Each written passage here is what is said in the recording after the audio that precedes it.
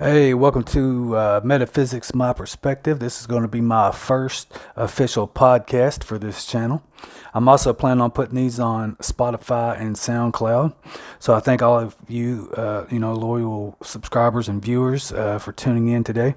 Basically, the first episode of this is going to be the cosmic hierarchy. And so what I'm going to be talking about with this is basically different types of alien races, and there's so many different ones. So I'm just going to keep it brief for you, for those of you that are actually into this.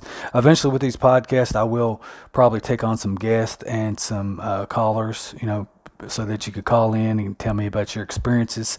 I plan to take this. I see a bigger future with these podcasts than I do doing readings and a lot of other things I was doing on YouTube. So, stay tuned and we'll get underway with different topics. And I hope that they are, as interesting as they are, for you as they are for me. Now, when I talk about the cosmic hierarchy, I'm talking about, of course, different alien races, as I mentioned. So there's many. And just so that you know, there's a lot, a whole lot of different ones that, especially with the New Age community, that are made up. Some, are channels and things like that, but, I must advise for you to be very cautious, especially for the ones that fall into the category of kind of like the Pied, having that Pied Piper syndrome where you, syndrome where you basically just drink the Kool-Aid and follow someone that gets on and claims that they are a master or that they are, a galactic, channeler or whatever, because you've got to understand, with spirituality and the metaphysical community and the New Age community and everything that encompasses that, you have to understand that just like Hollywood, there are many, many actors, many, many deceivers, many false prophets, a whole lot of people. Now, what separates me from them is that I'm going to be talking about my experiences and stuff that I know to be true. And I'm not going to, give you a bunch of imagination or things that, that probably will never come true. Now, if you're the type of person that has followed someone for, 20 years and they have made a bunch of different promises and it's never really happened, well, then you might want to consider, the content in which you're viewing or listening to. Now, time is very different when you talk about, space and time and the different dimensions of time. You will hear quotes like time is an illusion. And, in some ways it is. The way that it is measured in the 3D universe, it is. It's not linear at all. It moves in cycles. And you can tell how that is astrologically. Now, that basically is the rules for this universe. That does not mean that it is not like we think it is, or the way that we have measured it in 3D, as, it quite possibly can be like that in other universes. There's so many different possibilities in the world of creation.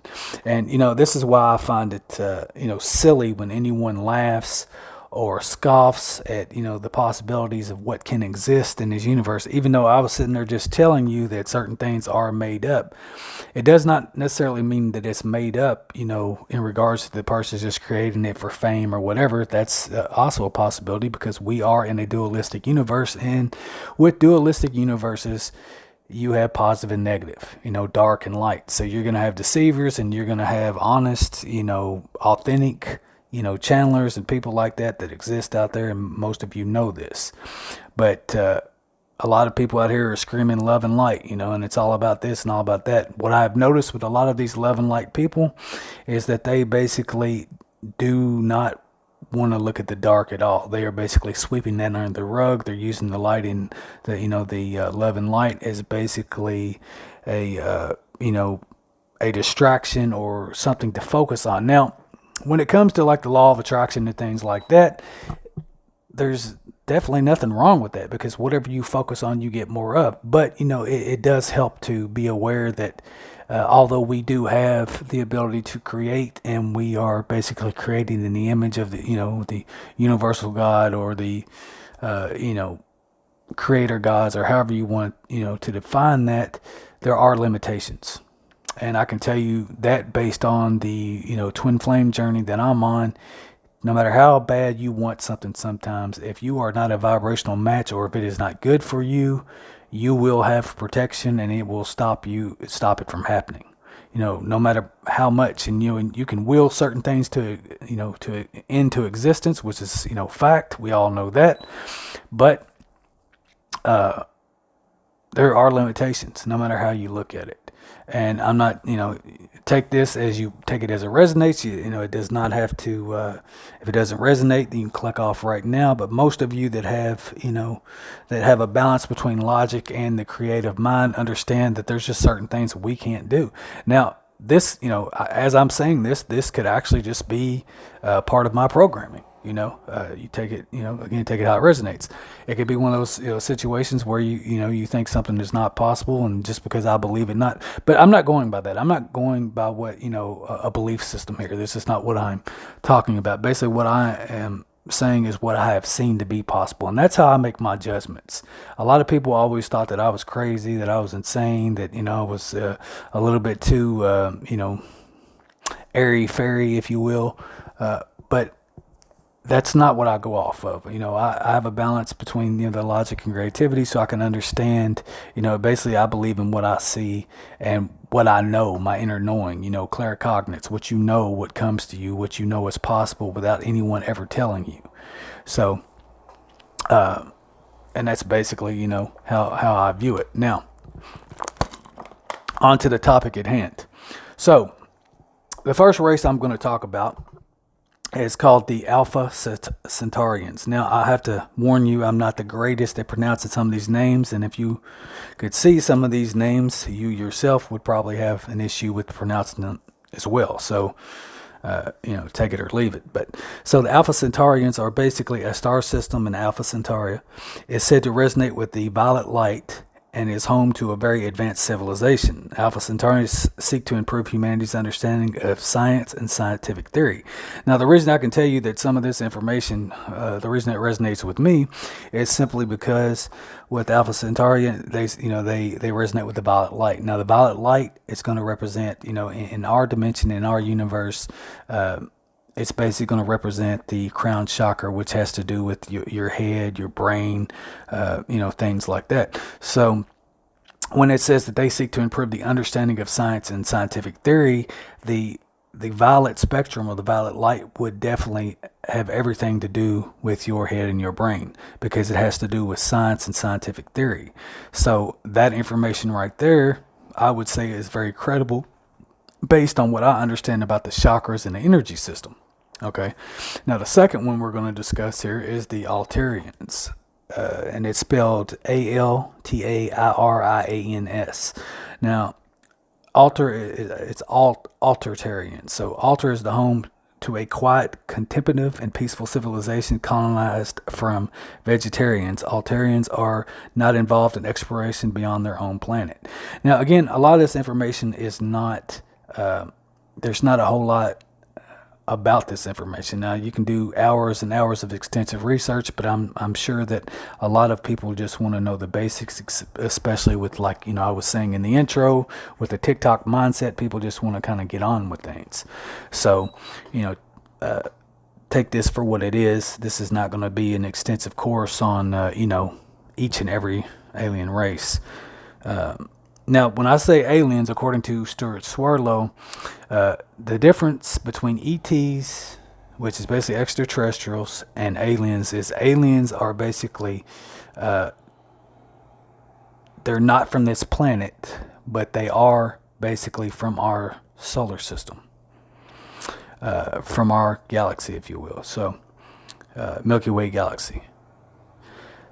So, and ETs, and they're basically, aliens basically are physical beings that are not necessarily from our Earth. So they're alien to our planet, but they do visit here, according to research data and things like that. Now, many of these, when it comes to the difference between, the extraterrestrials and aliens, a lot of people have heard the terminology referred to as ultra-terrestrials, which means they live interdimensional.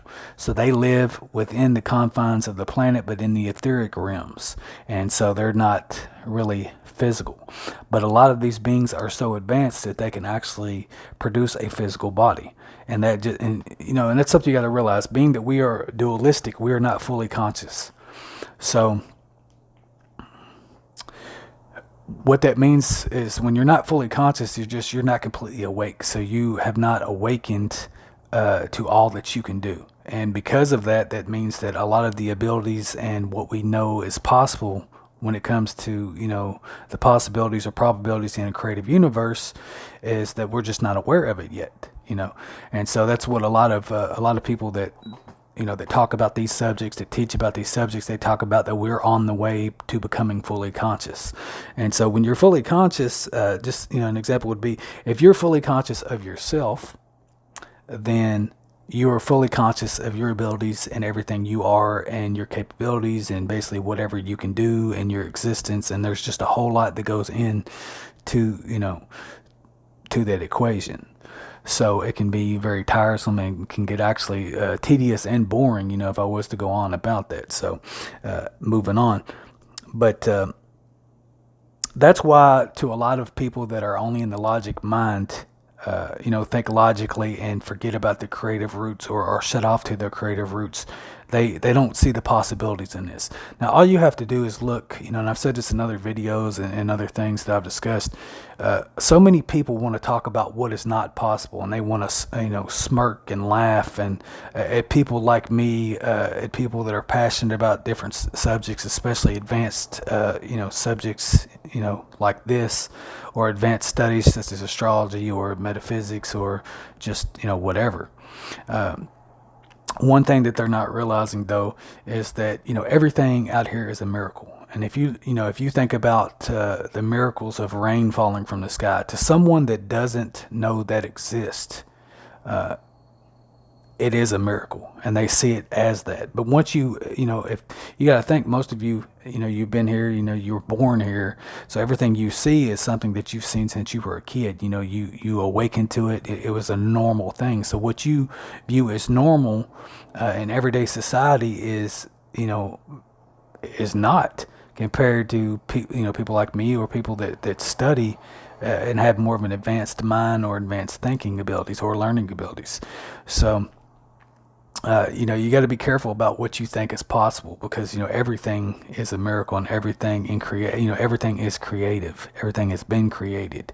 And so you look at if you thought about the chemistry and the science and the biology and everything that goes on with our little planet here, and and all the little insects and just everything that exists, you act like that it's nothing. I mean, look at a praying mantis. A lot of the aliens, especially the insect beings. I was trying to say the other word, but it wouldn't come out. They are identified as our normal insects that we have here on Earth that we see and we look at every day. But if someone told you that there was a 7-foot tall, insect being that lived on such and such planet, most of you would, not the ones necessarily listening, but the majority of society that I've basically come across would think that was preposterous, and that's fine. That's what they believe, and whatever. So, and again, I'm not going by what I believe. I'm going by basically mostly what I know and what I've experienced. And when I say I know what I'm talking about. I'm not, out here just claiming to know something. I'm a realist, as well as an optimist. So I will give it to you straight if that's the way it's coming to me. So, the third race that I'm going to be talking about is Andromedans. Now, I have actual past lives in Andromeda, and it's not something I really remember, but you can get certain basic star seed reports, things like that done, and it will tell you, based on your birth chart, your natal astrological birth chart, it will tell you the possibilities of where you had been based on your characteristics and how these, races are defined and with our current information.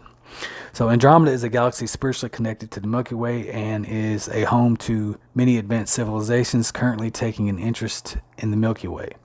So the Andromedans are the guardians of the seventh dimension. Now there's many videos and information on Andromedan. That's more of the Andromedans. That's more of a more popular topic if you want to do more research on that on YouTube, whatever.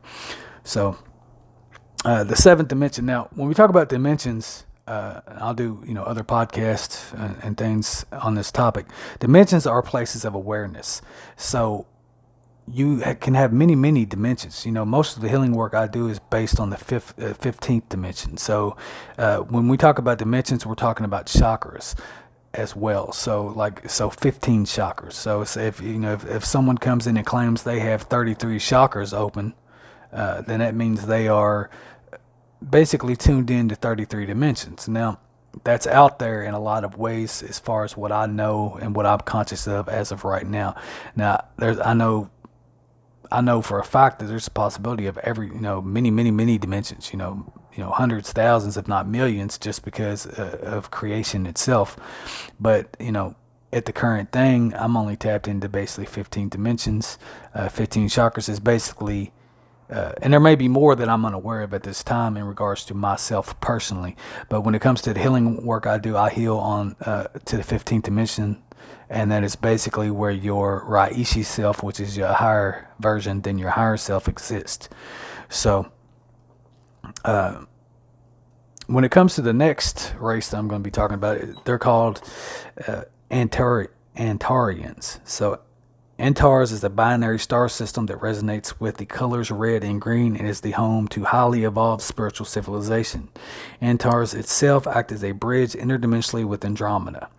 So there's not a whole lot, like I said, a whole lot of information when it comes to some of these races. So just, take it how it is. And basically for the ones that I know by heart, that I've done a lot of information, a lot of research, I will, give more information in regards to that. So the next one is the one, and most of you have heard this, is Anunnaki.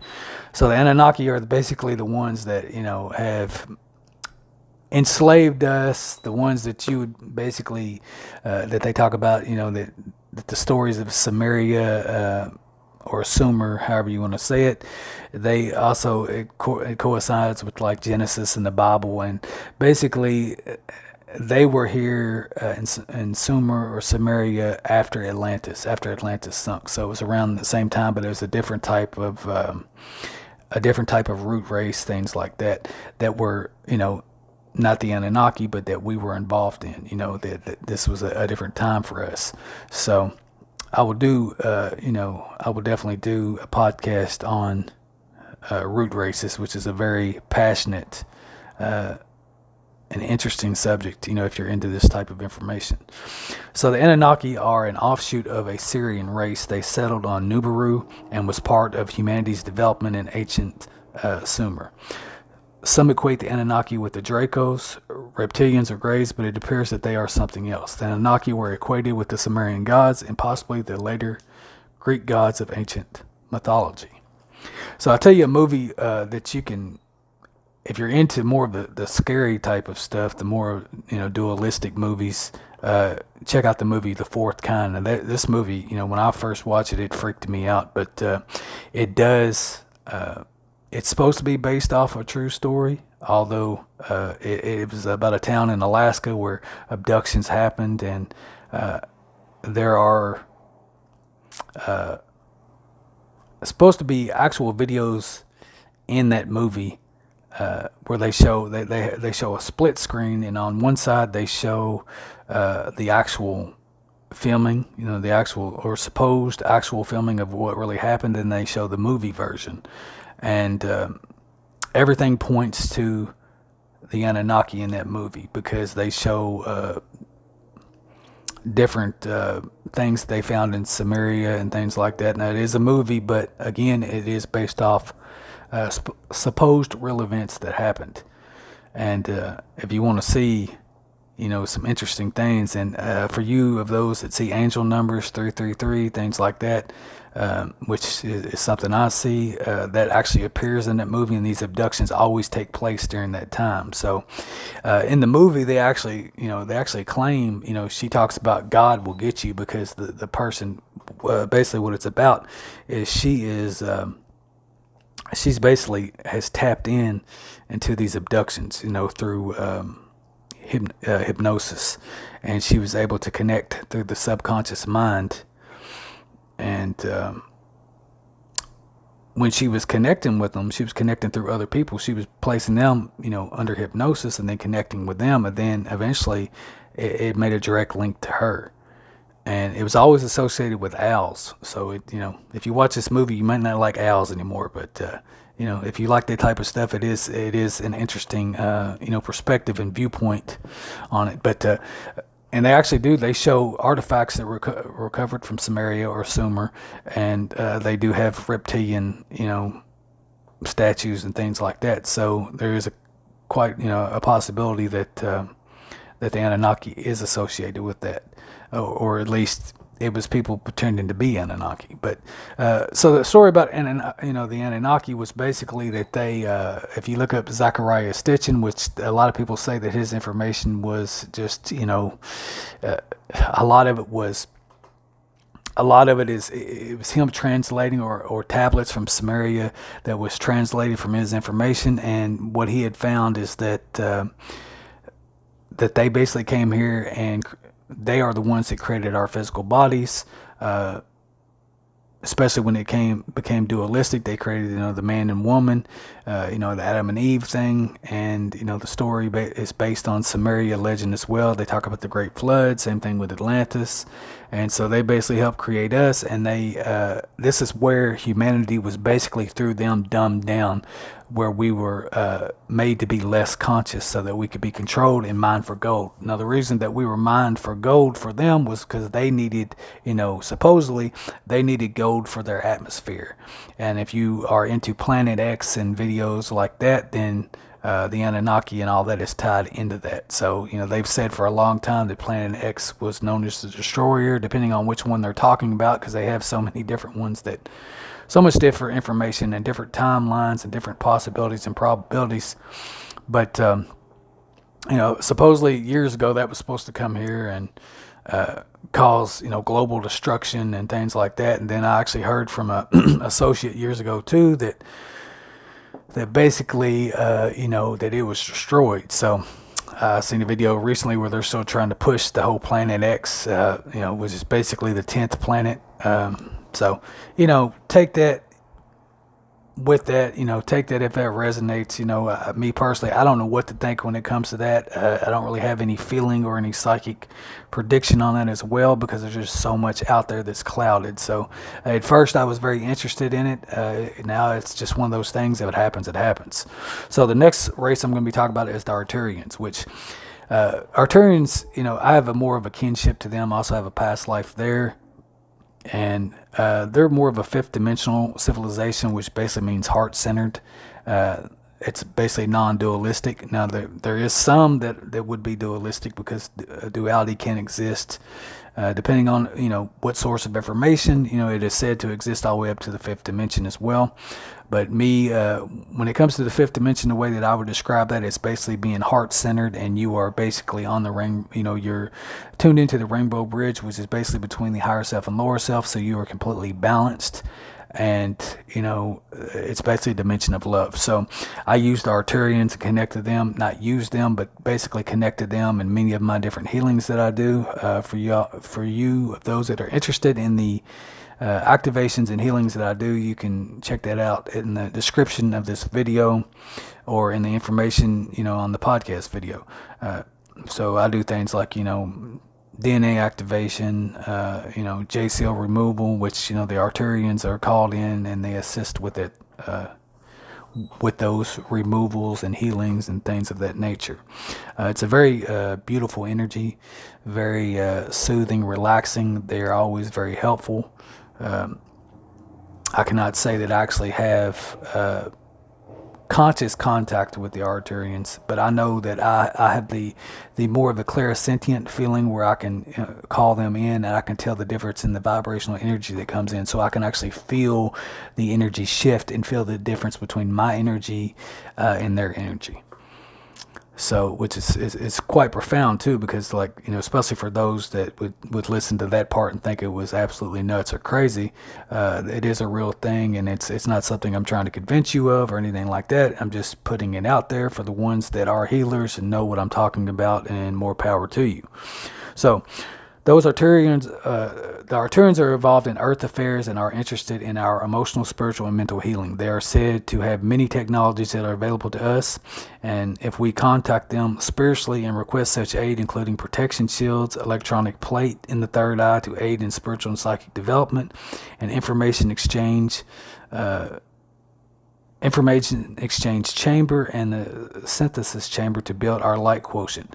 Now, I can confirm when it comes to the light quotient, that is in some of my healings that I do and some of the meditations I have, when you call upon the Arturians for a 100% light quotient, you can really get that. Now, they won't give you a 100% light quotient simply because our bodies cannot take that. So basically, you would basically, if you call upon them, and first you would want to get into a meditative state, or you would want to be, psychic or something like that, because psychics, they exist between both worlds anyway. They basically exist between the different brain waves and the different dimensions. So when you are basically in theta state or alpha state, you can connect to basically anything if your vibrational frequency is a match, to that. And that just means that you're basically on the same radio station they are. So it's really basically just if you will, imagine that you are tuning your personal radio frequency to their radio frequency, kind of like on a CB radio or just any type of radio or cell phone. Just say that, you could really, some of the newer people that don't mess with the radios, you could just say that I have Arturian's number, and it'd be the same thing when you're tuning into them. It's basically like calling them on a cell phone. And so many of these alien races are telepathic, or, even if you don't have telepathic abilities, you will feel them. If you're a healer, you will be able to, if you're sensitive to energy, if you are the type of person that basically picks up other people's energy, gets nauseous, you feel people's pain, then you are definitely a healer, and you could, very much connect to these people, or this race of beings. So actually, I'm going to try this electronic plate thing, because I didn't know, I wasn't aware of that information. So they're also about a love and a joy chamber, a future chakra system, and a pranic clearing device to clear the physical energy bodies of debris. Arturius is said to be the ideal model of the civilization into which humanity is evolving. So I certainly hope so, because with the work that I've done with them, I can honestly tell you it's a blessing. Also, Arturius, it's a star system, and according to Edgar Casey, it is said that our soul passes through the Arturian gateway when we die, and I think when we're born. If I've got that right, I might have to go back and look at that information, but I know that we either pass through it, either in death or before birth, or both. So that might be some information that, a lot of you can use. So remember, if you have any questions on that, I can tell you that again. But basically, to give you an example of how you would do that, so you would basically go into meditation, and and you want to alter your brain waves into theta state, which is basically better for healing. And the reason that you would shift your brain waves, you would do that because what you're doing is you are relaxing the conscious mind, because the conscious mind acts as a protector to the subconscious. Your subconscious is basically responsible for your creations. So they, so your subconscious, let's just say that that's your memory bank, or that's your hard drive, right? And whatever goes into your subconscious is basically, it stores your memories, your beliefs, your what you want to create, whether you're conscious of it or not. So whenever your conscious mind acts as that, is the male, the ego, the protector, okay?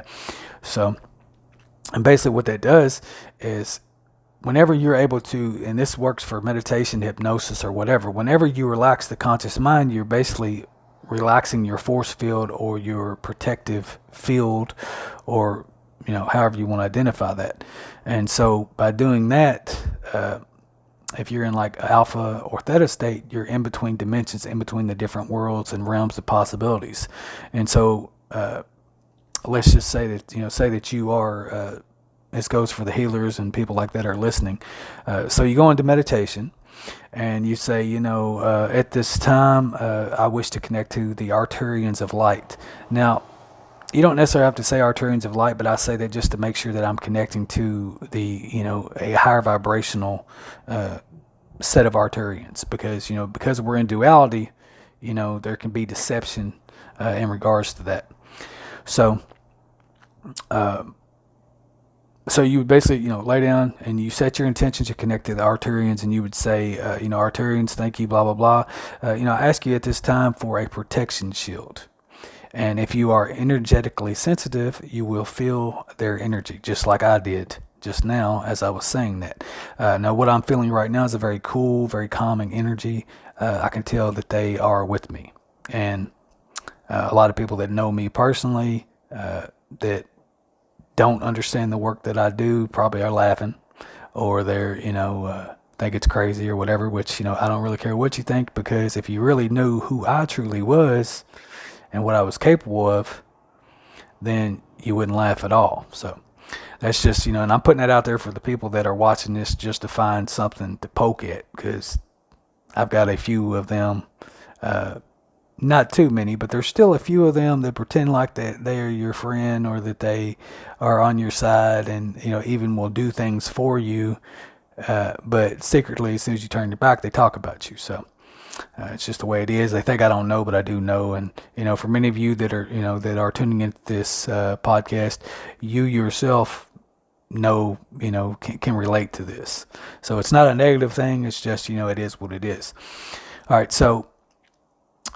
Like another thing you could say now, a lot of you could pause this and take this, write this down, because these are, commands that you could say after connecting. Now, let's just say, all right, so say, Arturians, I would like to receive the energy of the electronic plate in my third eye to aid in my spiritual and psychic development and information exchange chamber. Now, depending who you are, and how sensitive you are, you will probably feel something in the third eye, which I just did. So the other things that you can try out with them is you can try the exchange chamber, the synthesis chamber, to build your light quotient. You can do the love and the joy chamber. So let's do the love and joy chamber just to try that out. So Arturians, at this time, I wish to connect, or for y'all to instill to connect me with the love and joy chamber. Now, for some of you that are trying this out, you could pause the video if you want. You just want to kind of sit still in your energy, and you just want to feel the difference that you possibly feel. And it could be very subtle. It could be a tingle. It could be a twitch. It could be a muscle moving. It could be many different things, but. Don't laugh it out. Don't think you failed. Sometimes you just need to really get yourself centered and get yourself, in the correct state in order to receive. So there's many other things, there's a future chakra system and a pranic clearing device to clear the physical and energy bodies of debris. Now I'm going to do that one. So Arturians, at this time, I wish to connect to you for the pranic clearing device to clear the physical and energy bodies of debris. And always be grateful and always thank them when you're doing this.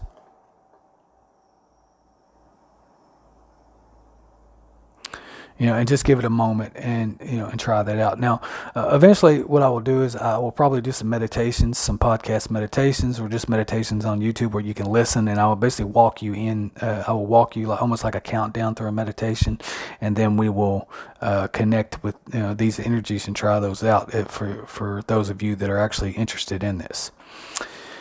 All right, so thank you, Arturians, and now I'm going to move on to Ashtar Command. Now, this is one that, I've seen a lot with the New Age community, and I don't know. I mean, there's a lot of channelers out here that say that they are connected, and this is something I don't know. This is something that I've never connected with. But basically, they're members of the Ashtar Command, a branch of Galactic Ascended Masters, act as spiritual protectors from any harmful alien involvement on Earth. The command is led by the Master Ashtar and is being channeled by many on Earth. Now, that's what I mean. There's a lot of people out here saying that they're doing this, but it's also because they're popular. Now, me personally, I've never tried to channel these beings. I don't feel connected to them, and I feel there's a lot of deception in there. And so for you of those that have connected, I'm not saying anything about that. It's just what I feel personally. Don't take it personal. It's just one of those things, and I've also, some of that can be influenced by stuff I've read about them. Some of them say that they're, demons, they're darker, and it's all about deception. I think I actually did a meditation before with them, and I didn't really get what I wanted out of it. I didn't feel like I do with the Arturians. So, that's important for you to trust how you feel when it goes to connecting with these beings. When I first went through my awakening, I did connect with, I opened myself up to a lot of these different types of beings, and I had I had a lot of negative results. So the Arturians, Andromedans, people like that, those types are the ones that I had the best energy feeling with, and the best experience. So it's on you. You might have, some of you might have connected to Ashtar Command, and you basically had a good experience, and if you have, that's good for you. It's just something I'm not really drawn to, so for whatever reason. But there's a lot of information. You can look that up on YouTube.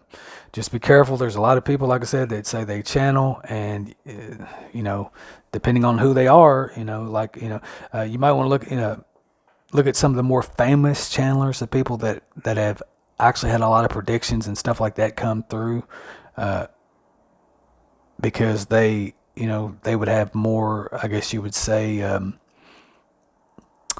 insight in regards to what they consider, good and bad, and all that. Like I said, it has to do with duality. So, to each his own when it comes to that. Now, there's another race here, was one I've not heard of. It's spelled Ataien. So Aten, I guess, the race Aten. So the Atens are a race of beings that look like insects, specifically like praying mantises. Though their appearance can be frightening to many, they have a vision of the future based in love, harmony, and collective consciousness. Now, as I'm reading that feels true. That does feel correct. So, and I was actually like getting a vision of them as I was saying that, as kind of like a heart, kind of like a pink heart when it comes to them. So, who knows? I mean, praying mantises, I mean, they are worshipped, here by many ancient cultures. The Asian culture really holds them to high regard. I mean, I myself do, so I can definitely see that. Even though that they are not to be trifled with, if you've ever seen like the old martial arts movies where they actually have them fighting, they're not a joke. So it's really up to you. How you feel about that, and in which direction you want to take it as far as your beliefs. All right, so the next race we're going to be talking about is the Cessnans, spelled Cessnans, if I'm pronouncing that right. If not, I do apologize. So Cessna is a planet of human-like beings. The Cessnan culture is oriented around the study of alien cultures and peace with all other races. So, that's good. And I'd say most of these are highly evolved beings that have transcended to duality. So, if you want to look that up, it's basically spelled like Cessna, like, the Cessna, like, the plane, like a plane Cessna. Now, another one's one of my favorites, and one of ones that I've heard a lot since my spiritual awakening, the Dracos. Now, me personally, when it comes to Draconians, I don't know, how I feel about that. I mean, I have always had, in a way, an affinity for dragons, Dracos. I love the movie Dragonheart, the first one. The other ones, it's okay, but it's hard to replace the first one, in my opinion. But the Dracos are races originating from the star Draco. So it says basically sea reptilians and greys. So that's what I associate with them. And I will go into more detail when I get to greys and the other ones. So the next one is Isanti, spelled Essassani. So the Isanti are a race residing in the star system near the Orion constellation. This system is not visible to humanity from Earth because it is in a higher dimension. Now, when it comes to Orion, I had past lives in Orion myself, but Orion, to me, Orion and Sirians are more warlike, and a lot of them are reptilian, and especially Greys are some of the more negative are associated with the Orion constellation. Now, in regards to a higher dimension, that depends on where you are in regards to your conscious level, your consciousness level, like how awake you are. So, for the most part, what I know about Orion, things like that, other than it's a subwoofer, and the Egyptians basically, the Great Pyramid was connected to Orion. It was in perfect alignment with the Great Pyramid. So for me, the Egyptian civilization was connected to Syrians and Orion, and even like when it comes to like King Tut, a lot of people said that there was something wrong with him, and that him and his father's skull was oblong, and a lot of those cultures, ancient cultures, actually molded their skulls like that on purpose.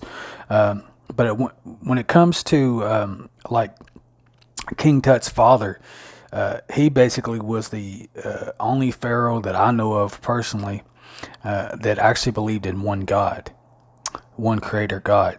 So when he actually took the throne, he shut down all temples worshiping other gods, and he was not very popular. And when his son took the throne, a lot of people say that he was killed, and there was curse on the family, and and with the whole discovery of his pyramid, and the thing about that, when it comes to them finding his tomb and things like that, I feel like that there was something to that, because why, because they showed evidence of tomb robbers trying to rob his tomb, and then it was covered back up. So did they spoil the robbery, or was there something in regards to the curse? One thing I was listening to on Coast to Coast AM, they were talking about how the person that founded it, can't remember his name right now, the guy that led the expedition, Howard Carter, was the one that supposedly founded it, or rediscovered the tomb of King Tut. But the guy that was in charge, or actually donated or supplied money and supplies and things like that to it, actually had a canary that was he was very fond of, and the canary, to make a long story short, the canary actually ended up getting attacked and eaten by a cobra. And so the cobra, and this was after they had found or rediscovered the King Tut tomb. So it sounds like it's a curse or something like it to me, because the actual cobra represents the cobra was the symbol of the pharaohs in Egypt. So that's pretty interesting, depending on how you think, like curses and things like that. To me, it's essentially spells. So when you curse somebody out, when it comes to like curse words, and people say don't curse at me, that's originally where that comes from, because you're basically using your energy. Words, all that are energy, they're basically spells. And when you say something negative about a person or to a person, or you curse them, you're actually cursing them and harming them energetically. So that's why so many altercations, when it comes to words and domestic violence and abuses and things, that end up, violent, or end up with something bad happening, because you're actually sending negative energy to them, and those people feel that on certain levels, subtle levels or subconscious levels. So when it comes to, this is a race I've never really heard of before, but when it comes to the Orion constellation, they are synonymous with Greys and reptilians and things like that. So that's and me, that I've had past lives in there, and I've had basically 44 lives in Egypt, 700 in total, but 44 in Egypt. So to me, the Orion constellation, there was something to that. So All right, so next is grace. So I have an interesting story about this. The grace, also spelled, it spells in this what I'm looking at, Grays, also spelled Greys, is a nickname for a large group of aliens coming to Earth from various star systems, including Regal, Zeta Reticuli, Ursa Major, Draco, Orion. Opinions on the Greys differ among various groups of light workers. Most see the Greys as a destructive force responsible for abductions and feel they have physiological physiological problems that they are trying to cure by abducting and doing experiments on humans and cattle. They seek to colonize or subjugate the planet and are depicted as a hive mind oriented with little emotion. Those who see the Greys as strictly biological entities believe they have made contact and treaties with various factions of the world government. Others see the Greys in a beneficial light as beings who are assisting humanity in initiating or healing future mystics. In Nancy Redd's Star Legends of the Star Ancestors, Anna Brittle and another person, Cuban Basquiat, something like it, writer and medium, states that the Greys are benign and they're keepers of the genetic code returning to us in the time of transition. So some even think the Greys are not aliens at all. One teaching that rings true for many comes from the scene in a comic book series called The Invisibles, written by chaos magician Grant Morrison.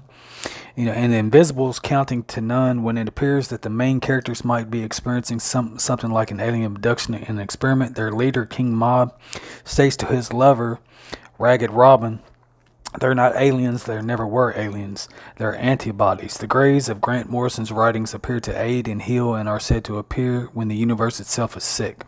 Another main character from the Invisibles, Jack Frost, has the Greys show up in experiences in the form of shamanic teachers who take the initiate part and put him back together.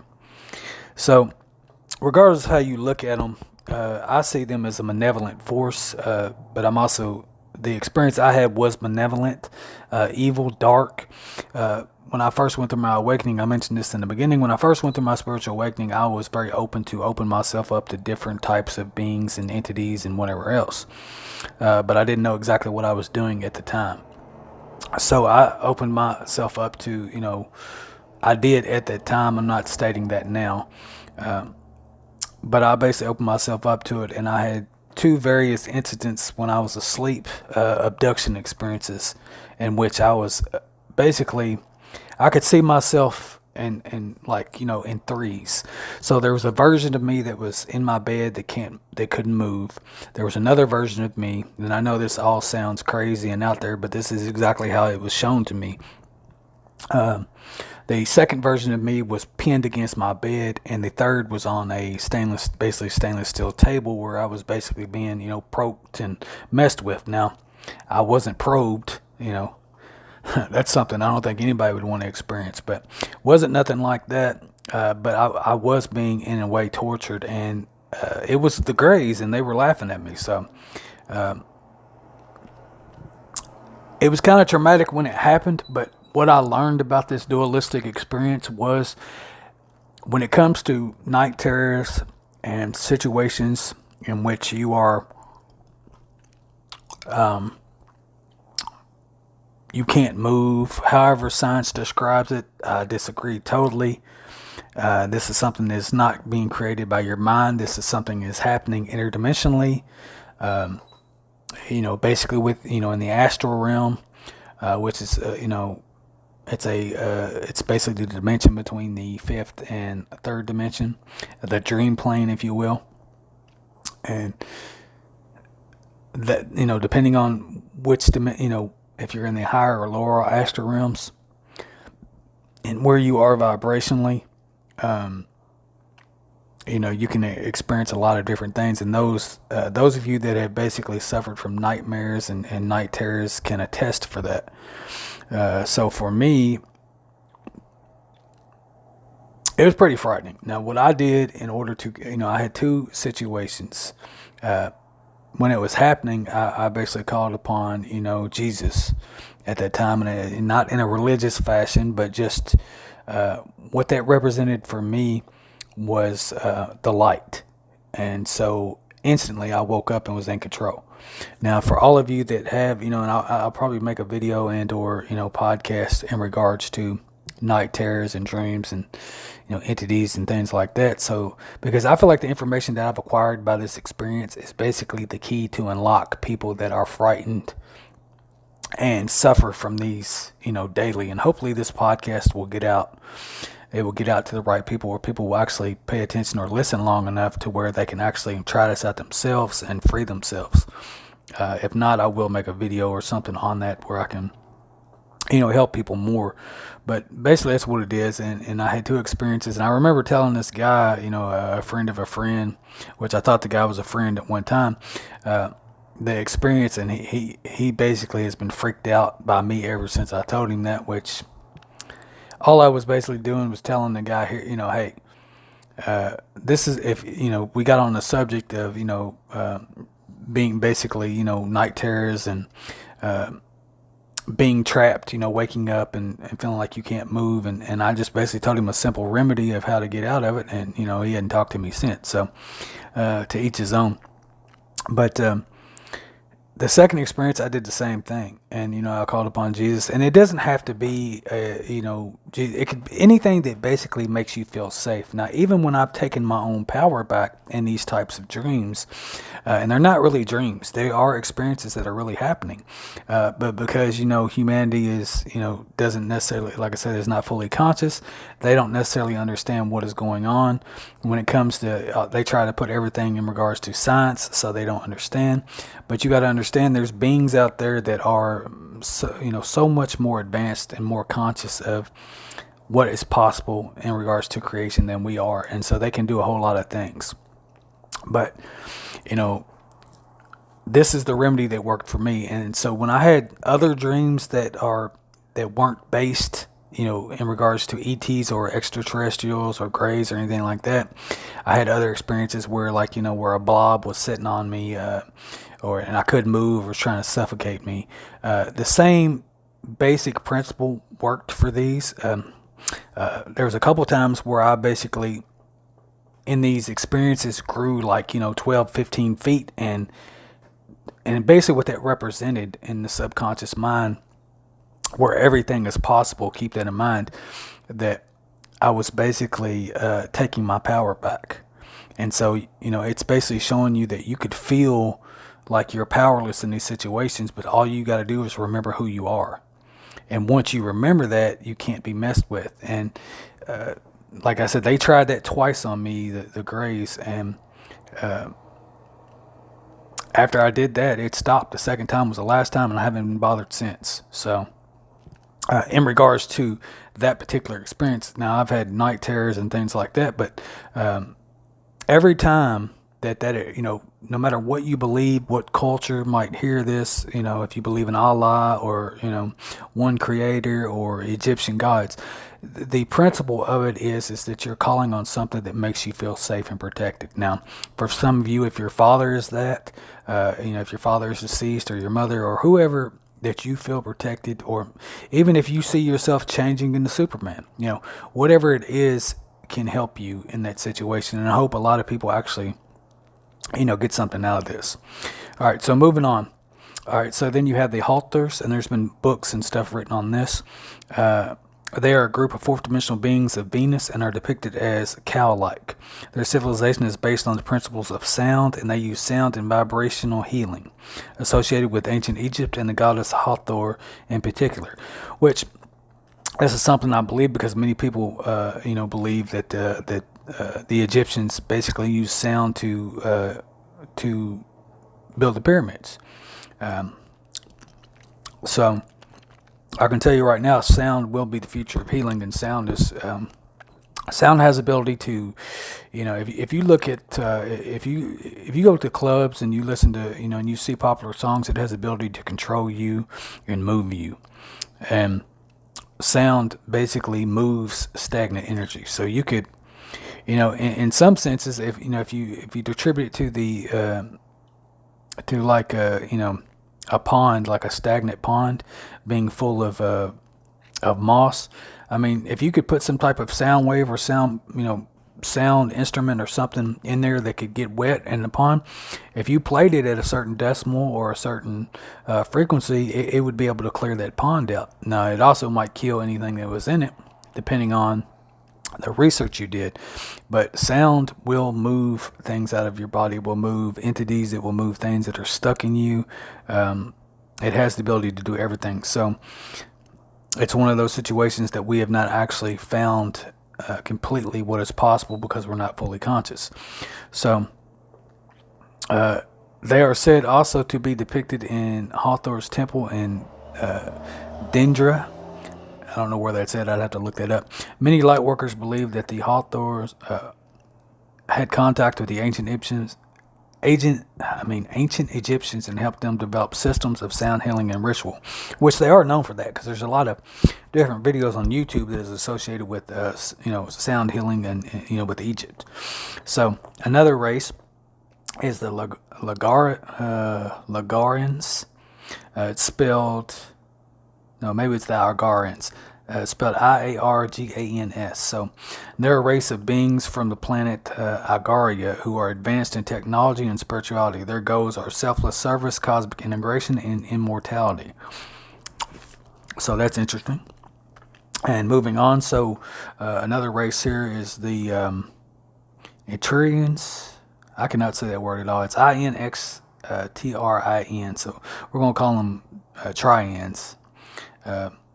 Another highly evolved race hailing from the planet Etruria in the star group of Beta Andromeda. They have been involved in gathering information on Earth and its species and express great concern for us regarding our use of nuclear and chemical biological weapons. Now, many people say that that Earth is a planet of many species, that we were seeded by many different races. So it makes sense because according to Zodiac, let me give you an example. Like Leos, for example, I can almost look at a person's physical characteristics and tell if they're a Leo or not. Most of Leos that I know are basically connected directly to Lyria, or no, not Lyria, Lyra, which is basically cat-like beings. And if you look at Leos, like if you look at a sun Leo, like their sun sign is in Leo, or sometimes even if they have a moon sign or rising sign, they look cat-like. And even me in my pictures, I have a Leo rising, which is it's basically the house of self or the body type, and I can even see that resembled in me. Even though my sun sign is Gemini, which basically, when it comes to Gemini, they say the Gemini star sign is basically the only human sign in the zodiac. So it's sign of duality, which is positive and negative, and the brain and right and left and all that, left and right and up and down and dark and light. But next time you think about that, if you're a Leo yourself and you're listening to this, or you're interested in this, or a Leo, really look at them and see if you can't see the feline aspects in them. It's true, I'm telling you. Everything else that I said in here might be considered crazy to some of the viewers, but if you get to that part with the Leos, or you look at that, you tell me, and please comment on, in the comment section, and we'll have some conversations about this, because I'm telling you right now, there's something to that. All right, so the next one is the Lyrans, which I basically was speaking of. They're from the star system Lyra, and this is basically one of the first. There's a lot of information on Lyra. They were some of the first original ancestors of the human race. Though they have a history of conflict, the Lyrans are now said to be beyond the need for aggressive conflict resolution. Through their history, they have played a role in seeding places such as Pleiades, the Hyades, and the Vega system. The Lyrans have an exploratory nature and can adapt easily to other environments. They are the original root race of the humanity in this galaxy. It makes sense. I mean, because you think about it, most of our ancestors are known as, explorers and discoverers. So I even, I have that within me, the need to explore things and do different things, and it makes me feel alive. So I know that I have, connections to Lyrans. So the next one is the Medelicans, which is basically, according to channeled sources, Maldek was a planet located in this solar system where the asteroid belt it currently is. Maldek was destroyed, resulting in the the formation of an asteroid belt. Some feel the spirits of Medelicans incarnated on Mars and then Earth, and some are currently available as guides and teachers. But also, what they didn't mention in that little part was some believe that Earth was a part of that. That when it was destroyed, part of it became Earth, and the rest went to the asteroid belt. So, and I kind of do believe it because Mars and Earth. Earth represents a feminine energy, and Mars represents a masculine energy. So it's kind of like, in a sense, there's a book called Men Are From Mars and Women Are From Venus, and it basically represents masculinity and femininity. So Earth in a sense is duality, so it would have both, but it certainly makes sense when it comes to that. And there's a video called Spirit Science where they talk about like Atlantis, and you can find that on YouTube too, where they talk about it's a creation story, and they talk about Mars and Venus and how some of the first ones were from those planets. Then you have the Nibiruans, also known as the Marduk. To some who look at Sumer through the eyes of the ancient astronaut theory, was home to Anunnaki. The Nibiruans are sometimes equated with the fallen angels known as Nephilim. So I can see that too, because when they talk about, sometimes when you talk about a creation story and you talk about falling from heaven, even landing on Earth could be considered falling from heaven. If you're coming from, that could have been depicted. I mean, their ship could have crashed here, and then that could have been, an allegory or a way to describe, from the beings that were already here that, that's what they've seen. So when they said they fell to Earth, or, but most of it means they, fell in consciousness. So, if you have a higher consciousness and you fall to a lower or slower, consciousness or vibration, that would be the same thing as a fallen angel, especially if you come from the heavens or look, if you're on Earth and you see something coming from the heavens, then this would be, a similar experience. So another race is called the Norse. They are an elder race who acts as guardians to those on Earth. They are associated with the planet Venus. So I've not heard of that one. There's also Orions, which we spoke of a little bit before. A variety of races from the Orion system. Some Orions are predisposed to aid humanity, while others are not so inclined. Some are said to be actively working against humanity. The wars of Orion play a role in our collective consciousness and humanity's own conflicts. Ascension myths tell us that Orion became a battleground in the conflict of polarity, the conflict between good and evil in this galaxy, which I definitely feel that's true, because my experience is more negative when it comes to Orion. And if you see how Orion and Syrians are all connected to Egypt, Egypt had a lot of wars. There was a lot of domination. I mean, they had slaves. There was a lot of brutal history, as far as we know and what we've been taught. The Palladians are, next is the Palladians. The Palladians are a race of spiritually enlightened beings from Pleiades who have been involved in the evolution of Earth for eons and continue to aid us through telepathic communication, teachings, and healings. They have played a role in the Mediterranean, Chinese, and Mayan cultures and are involved in arts and poetry. Their civilization is also very heart-oriented and is thought to be rooted in the fifth dimension. The Palladians are also said to be one of the main root races of humanity and the keepers of living libraries on Earth. They are also said to have a vast living library of light in the star Alacum. The works of Barbara Hen Clow and Barbara McCarnack and Omara Quinn Yin detail the teachings of peace as the Palladians. And as they are effectively called by these channels through, the Palladians are generally considered beneficial. Some are thought to be renegades and not have humanity's best interests at heart, which I can attest for that too, because if you look at, and don't take this the wrong way, but I'm going to bring up Hitler. If you look at Hitler and him trying to create the perfect race, the blonde-haired, blue-eyed race that he was going for, if you look at enough history and what people in channels and what people have said, you have to look at the technology that he had. And around the time all that was happening, especially the 40s, all the way up through the 40s all the way up through the 50s. Now I know that's not how long his reign lasted, but when it comes, if you look back at the contact and what has been said and our basically the elite and different say politicians and making deals with extraterrestrials, if you look at the timeline in which our technology evolved, basically from 40s all the way up through the 80s, and I mean it's still evolving, but this is the timeline I'm talking about.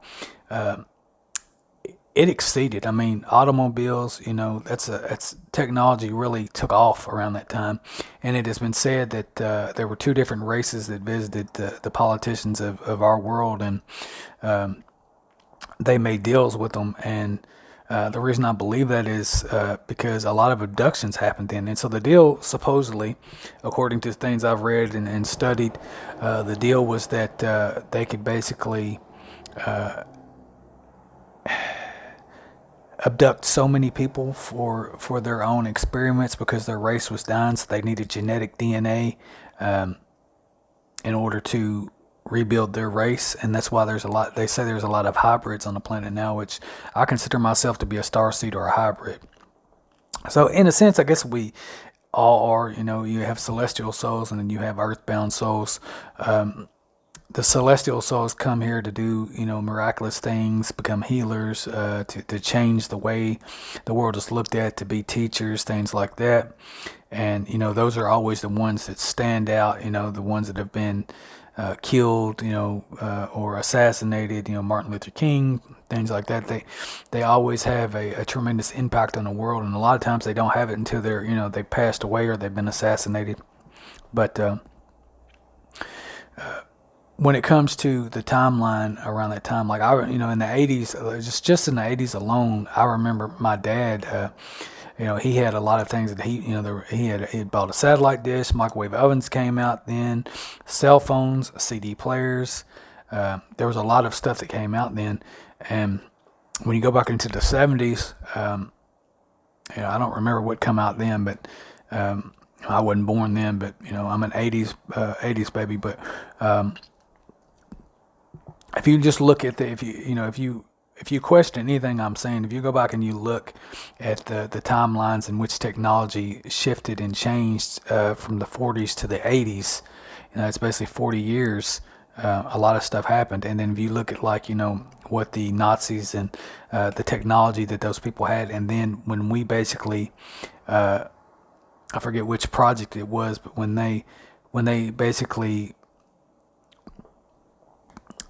captured or basically asked a lot of the after the wars were over, they recruited a lot of German scientists, and Germans have a lot of technology. I mean, they have some of the best vehicles. The road, the Autobahn, it is the way it was crafted, and it's crazy. Compared to our technology. They had a lot of stuff. So, and then we actually got a lot of technology from them because we recruited their scientists. So there was something that they were connected to, and there was a reason why, he was chosen in order to try to, go after certain races and try to kill them and do the things that he did, which is terrible. But there's a lot of stuff that makes sense there. And so, to me, when it comes to Palladians, I see both, light and dark, the possibilities of both, I do associate basically anyone with blonde hair and blue eyes to have some type of Palladian heritage, because they, especially if you're tall, I dated a girl that was like that, just blonde hair, blue eyes, and tall, and it reminded me of the Palladians and even Barbara McCarnack, she was blonde hair and blue eyes. And I don't know if a lot of you noticed some of her videos and stuff later, she's getting old. She may have just got started to get mad at people, but were downright insulting in a lot of ways, and I think that was probably because the vibration at the time of the collective is why she was acting like that. But a lot of her later videos, and I don't know if she's still doing anything now. She's pretty old now, but a lot of her videos from, when she first started out was very different. So anyway, the next ones we have is the Procolians. are a highly evolved humanoid race with beneficial view of humanity, and they are able to travel through time and dimensions and have been trying to protect Earth from harmful alien influences. Some lightworkers believe that the Proconians have been in contact with the governments of Earth. So that's one I've not heard of, but not even through the lightworker situation. I'd have to look up and read about them, but I don't know much about them. But then you have Ra, which is basically known through the channel. The people in Louisville that channeled Ra was very informative. So if you've ever look up the books of Ra, that's very informative in regards to the information. And they were, Ra was known as a group. It was said that you had like the priest Ra-Ta of Atlantis and in Egypt. But they said that the Egyptians, they were in contact, when they channeled that in Louisville, Kentucky years ago. The books talk about how Ra was like a hive mind or a group mind, and that their teachings were not well perceived. So the way that the Egyptians took their teachings, they took their teachings and basically mutated them and made them not what they were supposed to be. So it just depends, what you believe in regards to that. So, but had contact with ancient Egypt and Mayan civilization, which makes sense too, because a lot of their pyramids and their temples and all that everything was very similar, and for them to be across the different worlds like that and have similar buildings and similar ceremonies and temples, there's something to that when it comes to what they're talking about here. So reptilians, these humanoid reptilian beings are said to be aligned with the Greys, though some think of the Greys as a subspecies or worker castle of the reptilians, which I agree, because the Greys themselves seem to be very left brain, scientific, very little emotion. Some have said that they don't even have souls, depending on how you look at them, more like robotic humanoids, if you will, or something similar. But the ones that I've seen, the ones in my experiences in my dreams, or they weren't dreams, but in the astral realm, they definitely thought it was funny. So they had some type of emotion to them.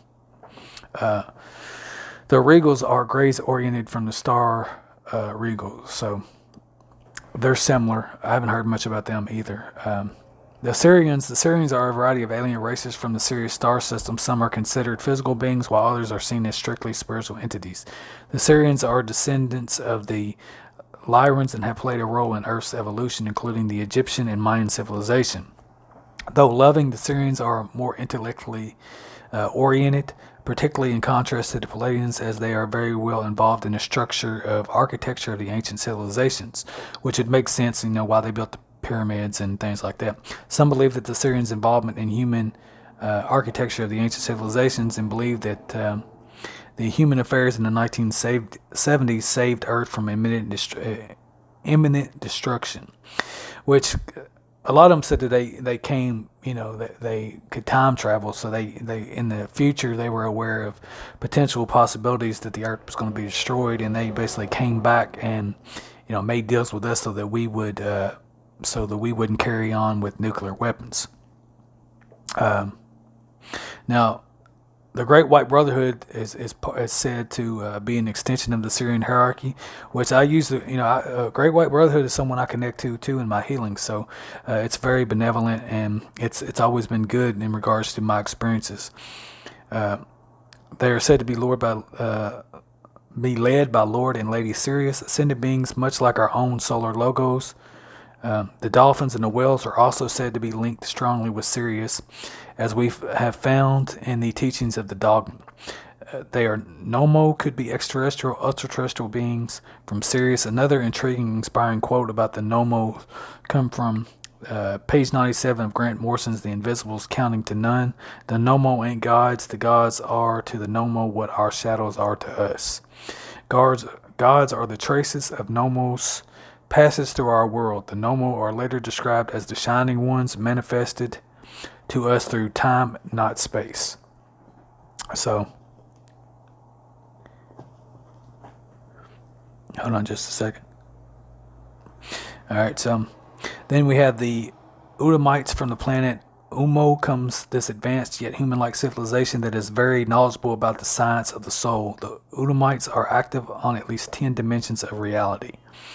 So then you have the Vegans or Vegas, the Vega star system within the Lyra star system. One of the first places colonized by the Lyrans. The battle between the Lyrans and the Vegans started the first conflicts between the souls who would eventually incarnate as humans. The Vegans battling against the Lyrans soon embodied the opposite traits of the Lyrans, creating a split in consciousness into which one side assumes it is completely correct and demonetized. The other side, rather than looking for resolution in which everyone is satisfied. So then you have the Zetas. And there was a channeler, Nancy somebody, that made many predictions with the Zetas, which from what I've seen never did come true. So it could have been different timelines. I was really into it, but a lot of hers was doom and gloom and destruction. So I think they were more fear-based, and it was more of a, for me, I feel like it was more of a programming to scare a lot of people to get them to lower their consciousness, and that way they were able to be, basically we were able to be harvested for our energy, because fear and things like that, actually, there are races of aliens and extraterrestrials and entities, and and like I said, a lot of people that listen to this, if you're just tuning in, a lot of people will think that's crazy, but they feed off our energy, and it's not so crazy when you think about, you have emotional vampires, energy vampires, manipulators that really get a rise off making people feel miserable and feel miserable themselves, and that's why they crave misery, and they like that. They like to talk about negative things. And I mean, why else would so many people be so addicted to chaos and drama and gossip? Because they love it. Their lives are boring, and it gives them something to talk about, make them feel better, because they feel like that they're doing better than someone that was doing good. So the Zetas are grays originating from the Zeta Reticuli star system. Okay, and it says, at first you may look at the information quite skeptically, and I must admit I did look at the context of ultraterrestrials as stellar and sky spirits, like the sky heroes of the shaman's upper world, aiding the evolution of humanity. Then such contact fits in quite well with many more pragmatic, magical world practices. So magically, these star spirits open us up to a range of possibilities. With a list of races in mind, if you're having trouble in school with science, you might do a meditation to call upon the aid of the Alpha Centaurians. Those seeking artistic inspiration or simply healing could call upon the Palladians. Those seeking healing with sound or simply to find their voice might find aid with the Hawthors. And if you wanted to know more about the nature of the soul, or travel to your past for healing, or to your future for knowledge, the Ultimites would be your best allies. Even the darker forces such as the Orions can teach you about being a warrior, and the negative extraterrestrials can teach you about courage and facing your shadow and personal fears. So, you just take that how it resonates. If you've had communication with grays that resulted in an overall positive experience, admittedly the useful correspondence of these different races are limited, as much are oriented to, world peace, science, and exploration. But there are some archetypical variations. The more experiences you have with these entities, the more ideas for partnership will be suggested to you. It's also important to realize that we are generalizing about what could be considered entire races, and is there any one phrase that would describe all humans on Earth? And probably not. So when working with individual intelligence, physical or disincarnate, I think it's important to judge the entity as an individual. Now, the book I'm getting this information out of, it's called Ascension Magic, by Christopher Penczak, so Penczak. So it's basically ritual, myth, and healing for the new eons. So it's got a lot of information, and it basically is the basis, of this video. And I just wanted to add my own experiences. I didn't read from the book. I just read some of the information, and then added my own personal, experiences with that. So hopefully it was informative and helpful. And there's a lot more of information that I'm going to be basically talking to you about this book and different topics, because it's a very inspirational book. It's every time I read it, I get inspired and passionate. And so I just wanted to take this time to record this podcast, and they will get the podcast will get better. Hopefully this will be informative to many, and I do thank you for tuning in. Comment, like, share, subscribe. If it's inspiring, if you want to get it out there, if you feel like you learned something, I would appreciate it. Let me know if you like this better than the readings I was doing. Regardless, I'm going to keep doing this anyway, because I know that I will eventually attract a crowd that does want to learn and wants to learn different things. And if there's any topics, metaphysical topics, that you would like me to talk about, give my perspective on, that's basically what I'm here for. So this has been Metaphysics, My Perspective podcast on the cosmic hierarchy. Thank you for tuning in.